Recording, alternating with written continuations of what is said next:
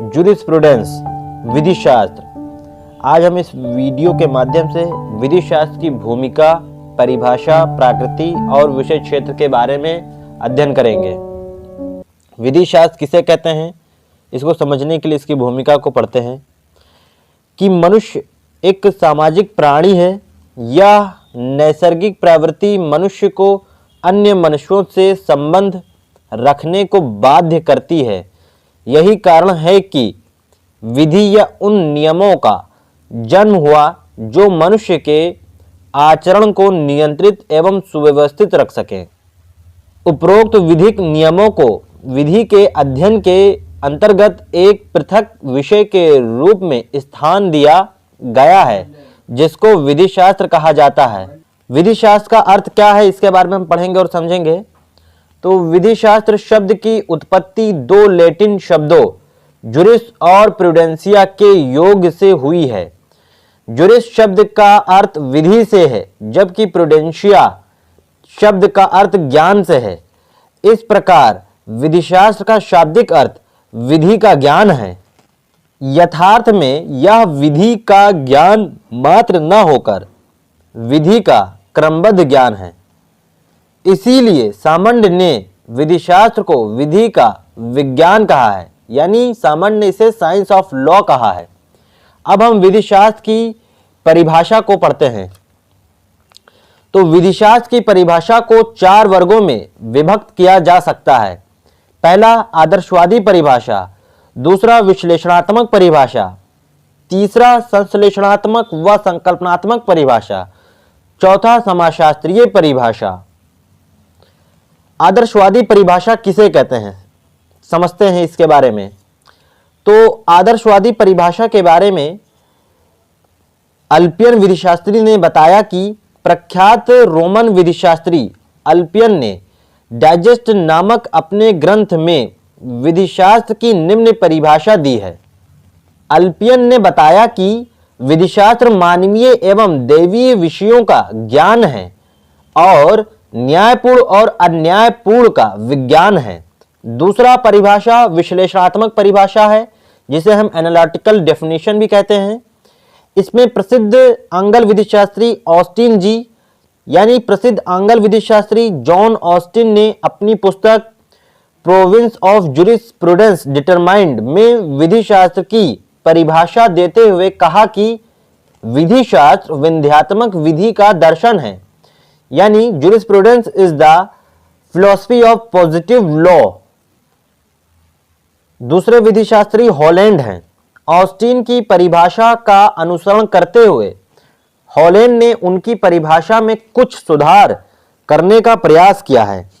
अपनी प्रसिद्ध कीर्ति element of jurisprudence में विधि शास्त्र को अधिरचित विधि का प्रारूपिक विज्ञान कहा है, यानी jurisprudence is the formal science of positive law. तीसरे विधिशास्त्री सामंड जी हैं। सामंड के अनुसार विधि शास्त्र नागरिक विधि के प्रथम सिद्धांतों का विज्ञान है।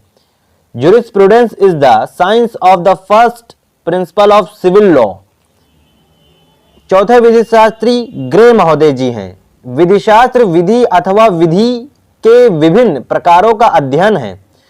Jurisprudence is the nature and the source of the law. पांचवें विधिशास्त्री जी.डब्ल्यू. पाटन हैं। इन्होंने कहा है कि विधिशास्त्र विधि से संबंधित एक अध्ययन है। Jurisprudence is the text of jurisprudence. तीसरी जो परिभाषा है उसे हम संश्लेषणात्मक एवं संकल्पनात्मक परिभाषा कहते हैं, जिसमें प्रोफेसर C.K. एलन जी ने कहा है कि विधिशास्त्र विधि के मूलभूत सिद्धांतों का वैज्ञानिक संश्लेषण है, यानी jurisprudence is the scientific synthesis of the essential principle of the law. दूसरे विधिशास्त्री डॉक्टर J.M. सेथना हैं। इन्होंने कहा कि भारतीय विधिशास्त्री सेथना ने विधिशास्त्र की परिभाषा संश्लेषणात्मक दृष्टिकोण से की है। इनके अनुसार विधिशास्त्र एक वाद यंत्र है जो विधिक राग की मधुरता प्रदान करता है। अधिवक्ता, न्यायाधीश, विधिशास्त्री एवं संगीतज्ञ हैं जो बाजे के धागे पर अपनी संगीत साधना करते हैं।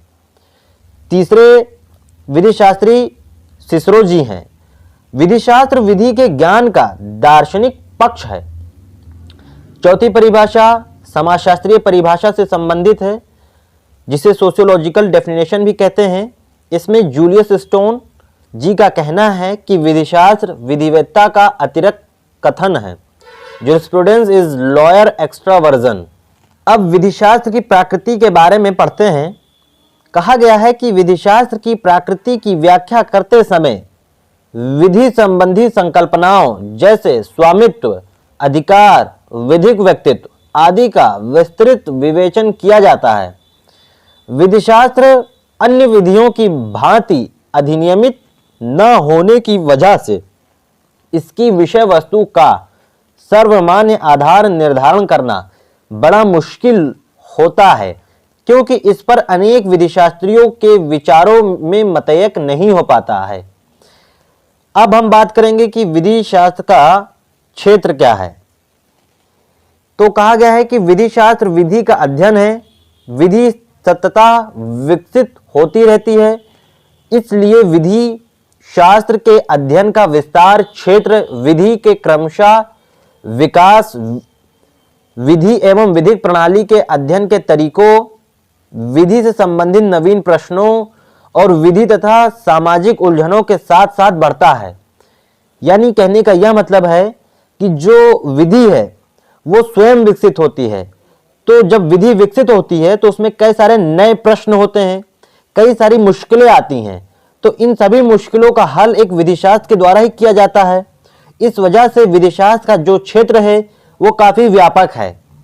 इसी बात को समझाते हुए अमेरिकन विधिशास्त्री कार्ल लेवलिन का कहना है कि विधिशास्त्र उतना ही विस्तृत है जितना विस्तृत विधि है। यह विधि से भी ज्यादा विस्तृत है। सामंत जी के अनुसार विधि शास्त्र का क्षेत्र विस्तार नागरिक विधि सिविल लॉ तक ही सीमित है। नागरिक विधि से इनका तात्पर्य राज्य विधि से है। फ्रीडमैन जी के अनुसार इन्होंने अपनी पुस्तक लीगल थ्योरी में कहा कि विधि के एक सिद्धांत का छोर दर्शन और दूसरा छोर राजनीति सिद्धांत से जुड़ा हुआ है। लॉर्ड रेडक्लिफ जी का कहना है कि इन्होंने अपनी पुस्तक लॉ एंड इट्स कंपास में स्पष्ट किया कि विधिशास्त्र इतिहास, अर्थशास्त्र, समाजशास्त्र, नीतिशास्त्र एवं दर्शन शास्त्र का भाग है। न्यायाधीश पीबी मुखर्जी जी कहते हैं, इन्होंने अपनी पुस्तक न्यू जूरिस्प्रूडेंस में स्पष्ट किया कि विधिशास्त्र आध्यात्मिक और बौद्धिक आकर्षण के साथ साथ समाज में मनुष्य का व्यवहारवादी अध्ययन है।